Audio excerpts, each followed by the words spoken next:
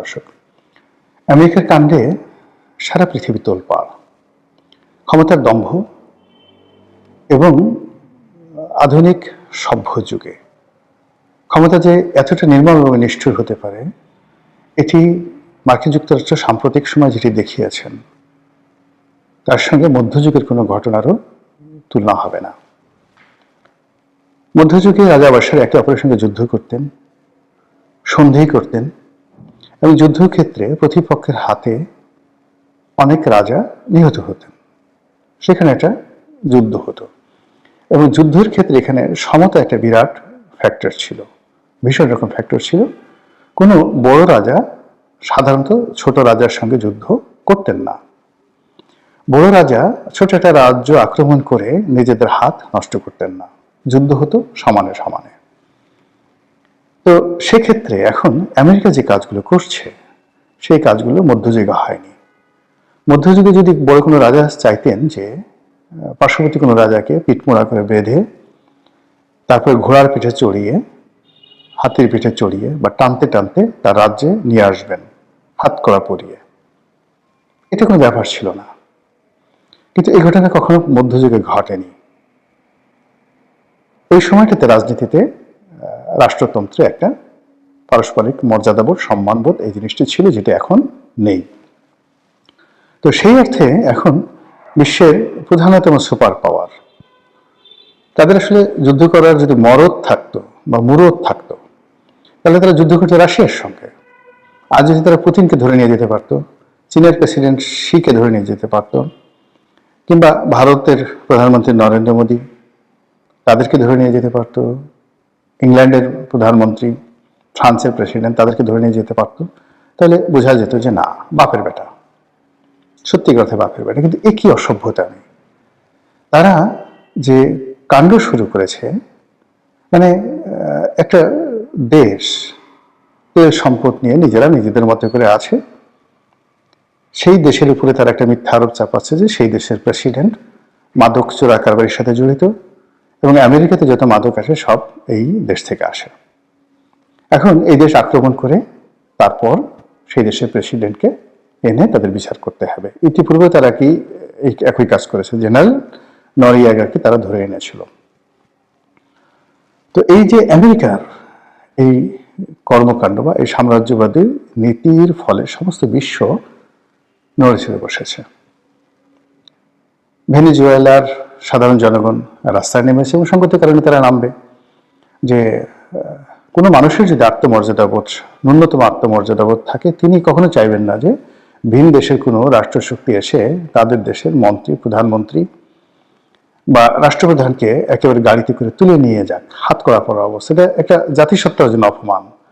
এবং কোনো মানুষের ন্যূনতম মর্যাদা বোধ থাকে তারা কিন্তু ঘুমাতে পারবে না, এটাই স্বাভাবিক। ভেনেজুয়েলার মানুষ ঘুমাতে পারছে না। দ্বিতীয়ত, তারা পৃথিবীর সবচেয়ে বড় মানে তেল রিজার্ভকারী দেশ। বিশ্বের 20% তেল এখন ভেনেজুয়েলাতে রয়েছে, যে তেলের মূল্য হলো $20 ট্রিলিয়ন।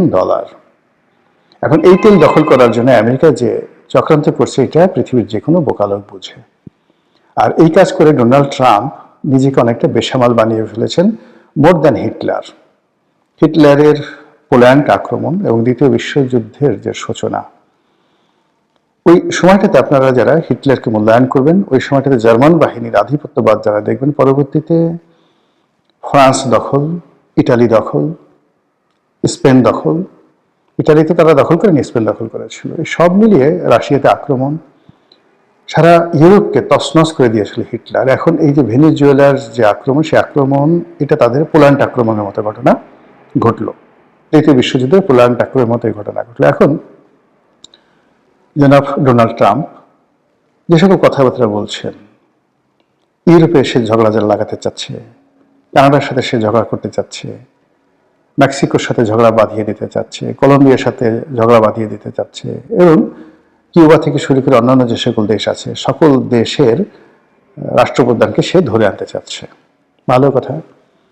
তো আমেরিকার এই আধিপত্যবাদ যদি দক্ষিণ আমেরিকা, মানে ইউনাইটেড স্টেটস অফ আমেরিকাকে বলা হয় উত্তর আমেরিকা, আর তার অপোজিটে যে সকল রাষ্ট্র রয়েছে সেগুলোকে বলা হয় দক্ষিণ আমেরিকা। বা ল্যাটিন আমেরিকা। তো সেই দক্ষিণ আমেরিকার দেশের সাথে যদি আমেরিকার গন্ডগোল হয়, সেটা আমেরিকা মহাদেশই থাকবে। কিন্তু তারা সেই প্রথম মহাযুদ্ধের পর থেকেই এশিয়াতে তাণ্ডব চালিয়েছে। প্রথমে মানে যাকে বলা হয় ফার ইস্ট বলতে যেটিকে বোঝায় দূরপ্রাচ্য, তারপরে মধ্যপ্রাচ্য, মানে দূরপ্রাচ্য বলতে ভিয়েতনাম, কম্বোডিয়া, এই অঞ্চলে তারা যে অপকর্ম করেছে। তারপরে এশিয়াতে আফগানিস্তানে তারা যে অপকর্ম করেছে, মধ্যপ্রাচ্যে তারা যে অপকর্ম করেছে, সেই অপকর্ম করে এই অঞ্চলকে লুটপাট শেষ করে তারা এখন তাদের যে নতুন যে থাবা, তাদের নিজের প্রতিবেশীর উপর তারা দিয়েছে, দক্ষিণ আমেরিকার সেই ভেনেজুয়েলা, আর চেষ্টা করছে অন্যান্য দেশের প্রতি দেওয়ার জন্য। এবং যখন একটা প্রাণী দেখবেন যে কিছু প্রাণী আছে, বিচ্ছুর যে বাচ্চা ও জন্ম নেয়, জন্ম নেওয়ার সময় তার মায়ের নাড়ি ভুড়ি খেয়ে তারপর শেষে পেটের ভিতর থেকে বের হয়। এই হলো বিচ্ছুর চরিত্র। তো সেই দিক থেকে আজকের যে আমেরিকা, সেই আমেরিকার আজকের এই পর্যায়ে এসেছে মূলত ইউরোপের ঘাড়ে ভর করে, ইউরোপের শক্তি ব্যবহার করে, এবং ইউরোপ যুদ্ধ করেছে দ্বিতীয় মহাযুদ্ধে, আর ফল লাভ করেছে আমেরিকা। তো এই যে আমেরিকার যে অকৃতজ্ঞতা বোধ, এখন সেই অকৃতজ্ঞতা বোধ দিয়ে তারা ইউরোপকে আক্রমণ করতে যাচ্ছে, এবং সেটা শুরু করতে যাচ্ছে ডেনমার্ককে দিয়ে। অন্যদিকে আমাদের ভারতের যে নরেন্দ্র মোদী, সেই নরেন্দ্র মোদীর উপরে সে খেপেছে, বিজয় খেপেছে। ভেনেজুয়েলার প্রেসিডেন্টকে ধরে নিয়ে যাওয়ার পর সে সংবাদ সম্মেলন করছিল। তো বিভিন্ন মানুষ তাকে প্রশ্ন করেছে বিভিন্ন বিষয়ে। কেউ কিন্তু ভারত নিয়ে কেউ কোনো প্রশ্ন করেনি। সে নিজেই উদ্যোগী হয়ে, আপনার সেটা দেখবেন সংবাদ সম্মেলন, অবাক করার ঘটনা। এটা মধ্যযুগের পাগলা রাজারও এই কাজ করতেন, আলাউদ্দিন খিলজিও কখনো এই ধরনের কাজ করতেন না। তো সে সাংবাদিকদেরকে বলছে যে ভারত সম্পর্কে আমাকে জিজ্ঞাসা করো। তো একজন জিজ্ঞাসা করছে ভারত সম্পর্কে, তখন সে বলছে যে ভারতের প্রধানমন্ত্রী মোদীর, তার উচিত ছিল আমাকে খুশি করা। বক্তব্যটা চিন্তা করেন যে তার উচিত ছিল আমাকে খুশি করা, কিন্তু সে সেটা করেনি। সে সেটা করেনি, কাজেই তাকে দুর্ভোগ পোহাতে হবে। মানে আগের দিনে যেটা হতো যে দিল্লিতে কোনো সম্রাট বসতো, বা ইংল্যান্ডে কোনো সিংহাসনে বসতো, অন্যান্য করদ রাজা যারা ছিলেন তাদেরকে বিভিন্ন রকম উপহার পাঠিয়ে দিয়ে তারপরে নিজেদের গদি রক্ষা করতে হতো। একইভাবে মিস্টার নরেন্দ্র মোদী, তার কাছ থেকে ডোনাল্ড ট্রাম্পের যে আশা, সেটা হলো নরেন্দ্র মোদী তাকে খুশি করবে। এখন নরেন্দ্র মোদী সেটা করেনি। সে রাশিয়া থেকে তেল কিনছে, ইরানের সাথে সম্পর্ক বজায় রক্ষা করে চলেছে, এবং আমেরিকা সেখানে যে ট্যারিফ দিয়েছে, সেই ট্যারিফকে সে পাত্তাই দিচ্ছে না। এখন ভারতের যারা মূলধারার গণমাধ্যম, তারা এই যে ডোনাল্ড ট্রাম্পের এই বক্তব্যে ভীষণ রকম খেপেছে। তারা বলেছে যে আমাদের আমেরিকার সাথে ব্যবসা বাণিজ্যের দরকার নেই, প্রয়োজন হলে আমরা সামরিক শক্তি ব্যবহার করব, এবং আমেরিকার এই এশিয়াতে যত রকম স্থাপনা রয়েছে, আমরা দরকার হলে চীনের সাথে সকল বিরোধ মিটিয়ে ফেলবো, আমরা দরকার হলে রাশিয়ার সঙ্গে কৌশলগত মিত্রতা করবো, কিন্তু আমেরিকার এই ধরনের অপমান আমরা আর সহ্য করব না। আবার অন্যদিকে আর এক পক্ষ বলার চেষ্টা করছেন যে এই মুহূর্তে ভারতের যে ইকোনমি গুগল কেন্দ্রিক, ইউটিউব কেন্দ্রিক, মাইক্রোসফট কেন্দ্রিক, প্রযুক্তি কেন্দ্রিক, সবকিছু আসলে আমেরিকার প্রযুক্তিতে চলে। এমনকি তাদের যে এভিয়েশন ব্যবসা, পেট্রোলিয়াম ব্যবসা, সবই মানে হার্ডওয়্যার যাদেরই থাকুক না কেন, সফটওয়্যারটা আমেরিকান। কাজে আমেরিকার সাথে এই মুহূর্তে দ্বন্দ্ব সংঘাতে জড়িয়ে যাওয়া ঠিক হবে না। যদি আমেরিকা অ্যাপেলকে দিয়ে তাদের পুঁজি প্রত্যাহার করিয়ে নেয়, KFC, Pizza Hut, YouTube, Google, Facebook সবাই যদি ভারত থেকে তাদের ব্যবসাপাতি গুটিয়ে নেয়, ভারতের অর্থনীতি দেউলিয়া হয়ে পড়বে জাস্ট 24 ঘন্টার মধ্যে। তো এই যে হুমকি, সেই হুমকির প্রেক্ষিতে এখন এই যে হুগো স্যাভেজের, মানে যাকে বলা হয় মাদুরোর পরে নরেন্দ্র মোদীর নাম উচ্চারণ করেছে ডোনাল্ড ট্রাম্প। ফলে এটা এখানে থেমে থাকবে না।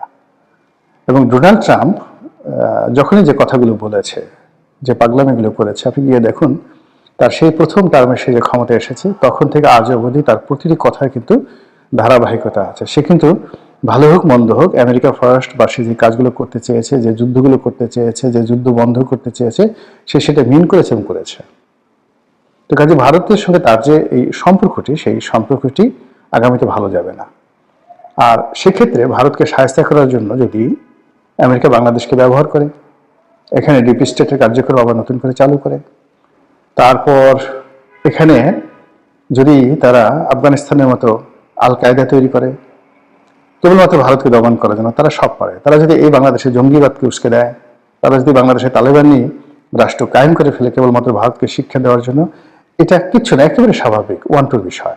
এবং সেই কাজটি ভারত যদি করে, আমেরিকা যদি করে, তাহলে ভারত হয়তো সেটা মোকাবেলা করার শক্তি তাদের আছে এবং তারা চেষ্টা করবে। কিন্তু আমাদের কি কোনো প্রস্তুতি আছে?